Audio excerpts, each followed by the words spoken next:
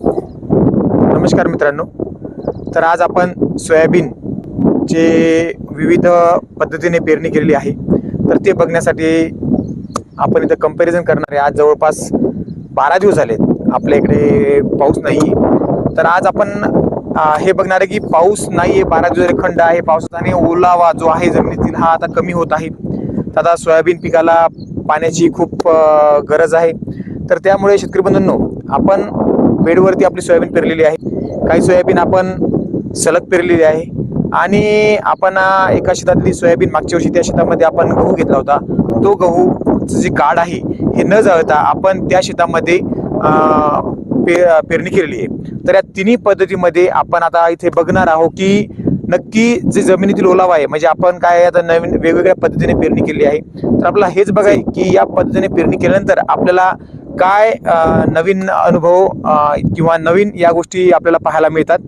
तर आता बघा शेतकरी बंधूंनो, हे जे शेत आहे हे शेत आपलं बेडवर सोयाबीन पेरलेलं शेत आहे. या शेतामध्ये आपण बेडवर सोयाबीन पेरल्यानंतर याच्यात बघा, आता याच्यामध्ये जमिनीतील ओलावा बघूया. म्हणजे आता 12 दिवस झाले आणि जमिनीतील ओलावा आता किती कमी झालेला आहे. तर या ठिकाणी जर आपण बघितलं तर साधारणतः हा जमिनीतील जो ओलावा आहे हा इथे आपण बघू शकतो की जवळपास हा ओलावा म्हणजे बेडवरील सोयाबीनचा जो जमिनीचा ओलावा हा 4 बोटापर्यंत कमी झालेला आहे. आपण इथे बघत आहे. तर जमिनीतील जो ओलावा आहे हा 4 बोटापर्यंत कमी आलेला आहे. हे सोयाबीन आपली बेडवरती आहे.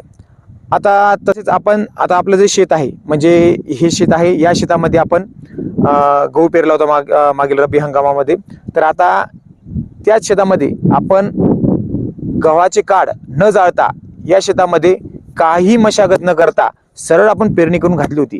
आपल्याला माहिती आहे गव्हाच्या शेतामध्ये मशागत करणं फार कठीण राहते, म्हणून आपण सर्व शेतकरी काय करतो की गव्हाचं जे काढ आहे हे गव्हाच्या शेतातलं काढ आपण जाळून टाकतो. पण आपण यावर्षी तेच गव्हाचे काढ न जाळता यावर्षी आपण बघत आहे की नक्की आपल्याला काय फरक दिसतो. तर आज जवळपास साधारणतः आपल्या पेरणी होऊन 19 दिवस आज पूर्ण झालेले आहेत आणि मागील 12 दिवसापासून आपल्याकडे पाऊस झालेला नाहीये. तर आपण या शेतामधील ओलावा आपण बघू शकतो की इथे बघा, आता या शेतातला जो ओलावा आहे हा आपल्याला फक्त 2 बोट खाली गेलेला दिसत आहे.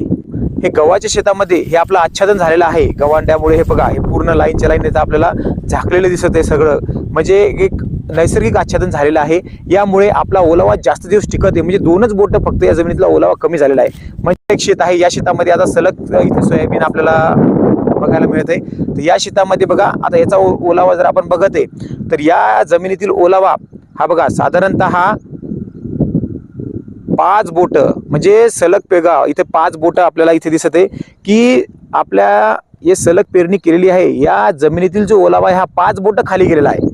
बंधूंनो, आपल्याला तिन्ही पद्धतीने पेरणी केलेल्या शेतातील आता आपल्याला इथं प्रत्यक्ष आपण आपला जमिनीतील ओलावा किती कमी झालेला आहे हा पाहायला मिळत आहे. तर शेतकरी बंधूंनो, तर आज आपण इथे तिन्ही शेतात आपण वेगवेगळ्या शेतामध्ये जाऊन बेडवरील सोयाबीनचा ओलावा किती झालेला आहे, सलग पेरणी केली त्याचा ओलावा किती कमी झालेला आहे, आणि ज्या शेतामध्ये आपण गव्हाची काढ न जाळता डायरेक्ट पेरणी केलेली होती त्या शेतामधला ओलावा आपला किती झालेला आहे तर आपल्याला दिसला. तर याच्यामध्ये शेतकरी बंधूंनो, जी आपण जमीन सलग पेरणी करतो यातील ओलावा 5 बोटापर्यंत कमी झालेला आहे आपल्याला दिसलेला आहे. बेडवरील सोयाबीनचा जो ओलावा आहे हा 4 बोट आपल्याला कमी झालेला दिसलेला आहे. आणि शेतकरी बंधूंनो, गव्हाच्या शेतामध्ये आपण गव्हाची काढ न जाळता पेरणी केलेली आहे, याच्यावर नैसर्गिक आच्छादन आपल्याला दिसलेलं आहे आणि या शेतामध्ये फक्त 2 बोट ओलावा कमी झालेला आहे. तर आपण स्वतः इथे आपण बघू शकतो की जमिनीतील ओलावा कशा पद्धतीने आपण टिकवू शकतो, म्हणजे कोणती पद्धत योग्य आहे हे आपल्याला इथे दिसलेलं आहे.